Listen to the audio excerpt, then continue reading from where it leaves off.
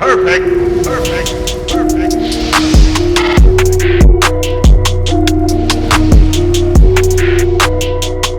What's going on, everyone? I go by RB, and this is Philly Take with RB. Now, first off, to all of those out there who celebrate it, I want to say Happy Easter to you and your families. I hope everyone is doing well.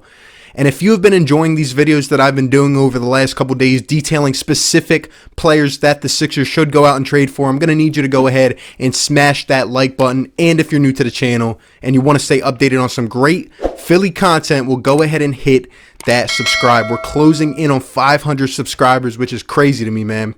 I'm going to continue to work hard and keep grinding. So today is Easter Sunday, and guess what? We have another player, another report that I went back and looked at, and here it is.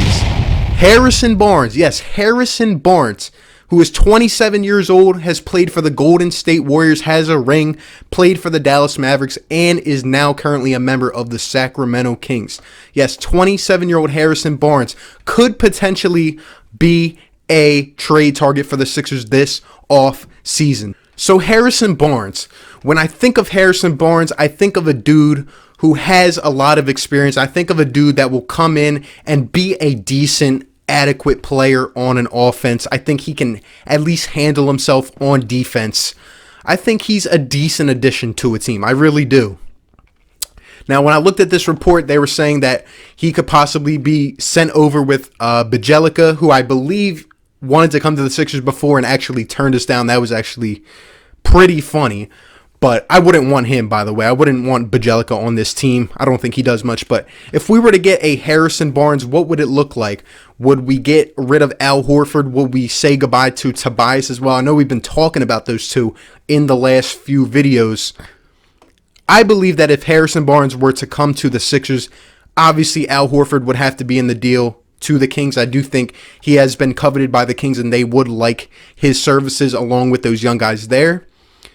Tobias, I'm not really sure. I feel that in a way you wouldn't have to, because Harrison Barnes isn't a dude that always demands the ball in his hand. He's not really that type of player, which in turn actually leads me to feeling that I don't think that he would be the best guy to go after in a trade this offseason. Here is why. So Harrison Barnes, like I mentioned, is on the Kings. Now, if you're not aware, this past free agency, it was one of the craziest free agencies, one of the most unexpected deals that I really couldn't see coming in advance was Harrison Barnes. Harrison Barnes got 4 years, $88 million from the Sacramento Kings this past offseason to stay in Sacramento. And I kind of don't understand it. Like, Harrison Barnes has never been the number one on a team. Harrison Barnes has never really been the number two kind of guy that you can count on a team. You know what I mean? Like, with Dallas, he was up there. He was averaging the highest of his career, maybe like 19, 20 points a game in that range. But he was never a dude that, you know, opposing defenses have to really, really plan for. Like, this dude is going to hurt us. He's going to kill us. Harrison Barnes, like I said, he's just one of those dudes that fits right into an offense. He's very easygoing. I could see him fitting into a lot of different schemes, especially with dudes like Ben Simmons and Joel Embiid. But here's the thing. When the Kings go out and pay him that much money, he's in the first year of a 4-year deal. So he has 3 more years after this.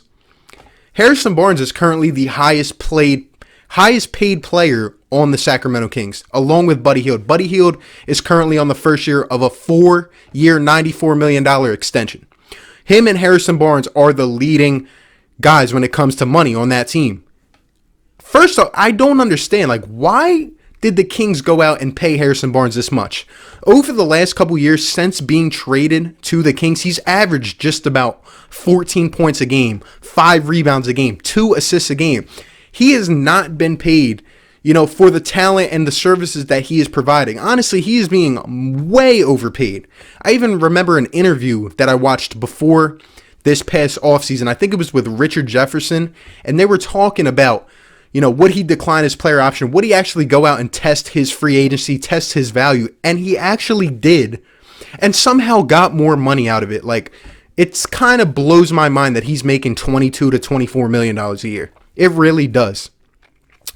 In terms of scheme fitting in with the Sixers, like I said, I could see him being like a third, fourth option. If we were to keep Tobias, I could honestly just see him being more of a spot-up shooter. He does shoot about 38 to 40% from three, which isn't bad. It's something that the Sixers would need. But honestly, I feel like as when I think of Harrison Barnes, like with the Warriors, he was a role player. He would hit his fair share of threes. He would be on at times. Like, I feel like Harrison Barnes, more than anything, is always known as a streaky player. Like, sometimes this dude can heat up and go off, but sometimes he's just irrelevant on an offense. He really is. And I feel like that's not what the Sixers need, because knowing us, he would come here and he would have a lot more bad nights than good ones. I don't see Harrison Barnes being a key option on the Sixers. Like, Harrison Barnes just doesn't do it at a consistent level, and it's not what we need. It's kind of in a way reminds me of how Tobias has serviced with the Sixers. Like, sometimes he can heat up, and Tobias, don't get me wrong, is better than Harrison Barnes, but sometimes Tobias just goes cold, and it's like, where is he? Like, what's going on? And another thing that strikes me about Harrison Barnes is the leadership aspect of it. Now, he's being paid to be that dude. He's being paid in a way to mentor those younger guys on the Kings, kind of get them ready and take over. And there's just been more nights than not where I don't see that. Like, Harrison Barnes, I mean, I'm sure he's, a good dude and everything, like in the locker room and all, but on the court, he just doesn't have that assassin mentality. You know what I mean? He's fine with playing reserve. He's fine with sitting back, being that kind of dude. He's fine with dishing it off to the next guy. If you need him in a late clutch kind of game situation, I don't really count on him as being the dude to show up. That is just my personal opinion. So if you look at it from a talent perspective, I don't think he really brings what the Sixers are hungry for right now. And that is, that dude. That dude, and also shooting that you can count on consistently. I don't think he brings either one of those. Now, if you wanted to bring him as sort of a 6th, 7th man, I would understand. But then, as I was saying, you got to look at the contract situation. He's being paid too much money to come off the bench. So, if the Sixers were to go out and try to get Harrison Barnes, how would it work? Here's my opinion. The way that I would be okay with bringing Harrison Barnes to the Sixers in a way that would also help a better fit with the Sixers, I think this would have to happen. Al Horford would have to go. Possibly Tobias Harris. Maybe, maybe not. Depends on the salary situation. He probably would. I would try to go out and target Buddy Hield as well. I know we talked about him in a couple videos back. I would try to go out and get him as well as Harrison Barnes. I know it's a lot to the cap, but if I was to go out and get Harrison Barnes, I would have to have at least Buddy Hield in the deal. Or if you don't want to go that route, if you don't want to spend that much money and you want to keep Tobias, maybe you go for a cheaper dude who's about to be a free agent, like a Bogdanovich. Maybe we try to sign him, kind of take him for a discount. Maybe we go for some depth off the bench. Maybe we go for a guy like a Corey Joseph who has veteran experience, who could be a good guard off the bench. Maybe we go for a dude like a Rashawn Holmes. I mentioned him in the other video.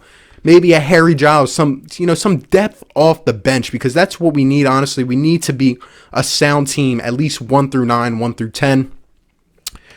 And honestly, I just would need more involved in it. It can't just be Harrison Barnes, like if we're going to go out and get him. If we have a whole plan set up to go out and at least get some more shooters, and we have a plan, in place to replace a dude like Al Horford, if we want to move Tobias back to the power forward, I get it.